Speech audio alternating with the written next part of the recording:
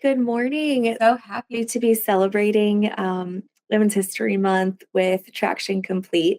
I've been inspired to grow my career in the sales operations area by all the people that have come before me. So, what advice would I give to a woman who is in a male dominated operations role? One tip I would give to women, or really anyone, is to be authentic. If you're trying to look or act and respond like the dominating gender or culture, you're doing everyone a disservice. I think the best advice for anyone coming into revenue operations, men or women, but primarily women, is to maintain a level of confidence in the room. Be confident in the things that you know. Don't let somebody belittle you in the things that you do know. If you are strong in something, make sure you show it and make sure people know that. And the best way to do that is to stay on top of the trends, on top of new advances, basically to stay smart. As the adage goes, do good work and be easy to work with.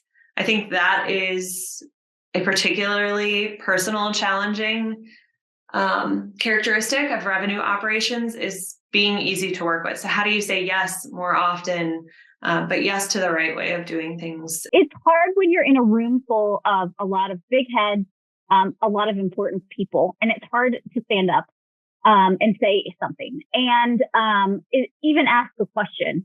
So I think it's really important to be willing to stand up and say something, because if you don't stand up and use your words on occasion, then the reality is they won't know you exist. Educate them on what those obstacles look like for you as a female. And I think when you are educating and you're asking your male counterparts or counterparts that could be anybody in a company to step in and help out when they're seeing those things happen to you, is going to really afford you a lot more opportunity to have your voice heard. As I get told often, you have to be willing to listen as much as you're willing to talk, and make good points. We bring our unique ways of thinking and feeling about things. It's only going to help organizations, and I think that's been proven time and time again. So be yourself, I suppose, is the best advice I could give. It's unique perspectives and skills that drive an organization forward.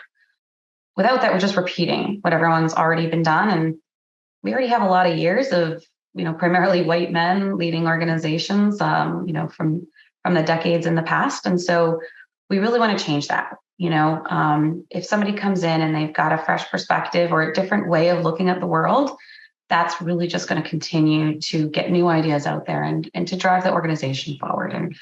And so really be yourself. The older I've gotten, more confident I've gotten. And I definitely don't think that I will for sure say it started out as faking it. It is definitely started out as faking it until you make it. I was not confident. And then I realized that I knew this better than some people. And it's really important to stand up and say what you believe in. And even at times, even if it's a silly question, don't be afraid to ask it, or don't be afraid to make a comment about something.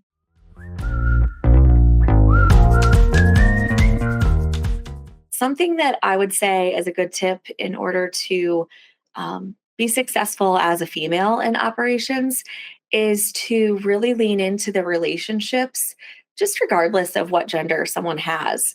And sometimes that's not easy. So just make sure that you take your time finding the right people to do that and create that allyship. It really will help you out so much in the long run. So if you can create trust with your executive team and your male, counterparts, then it's the same thing as building trust with anyone. And trust is kind of the relationship capital that helps you get things done at work.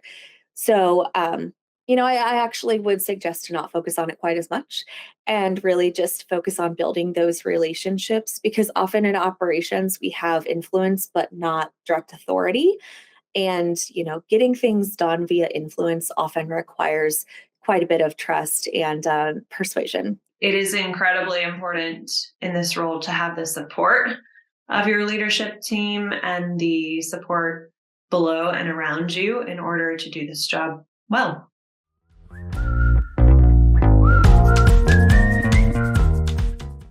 To be supportive of other women.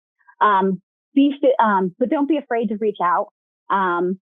Be that way with everybody, but for sure, do it for women. It can be challenging in technology. It can be extremely challenging. And I recommend we take each other under each other's wings and support each other. And to learn from others, and learning from others, take that education and teach others and help people get further in their careers as much as possible. But they're going to be younger and they don't have some of the experience. So important for me is to make sure that when we do get anybody in that role, but especially women, is to help encourage them within the environment and help pass off knowledge that the younger generation doesn't know yet. Every single person and every single to-do really does matter all year long. And so I want people to feel that connection.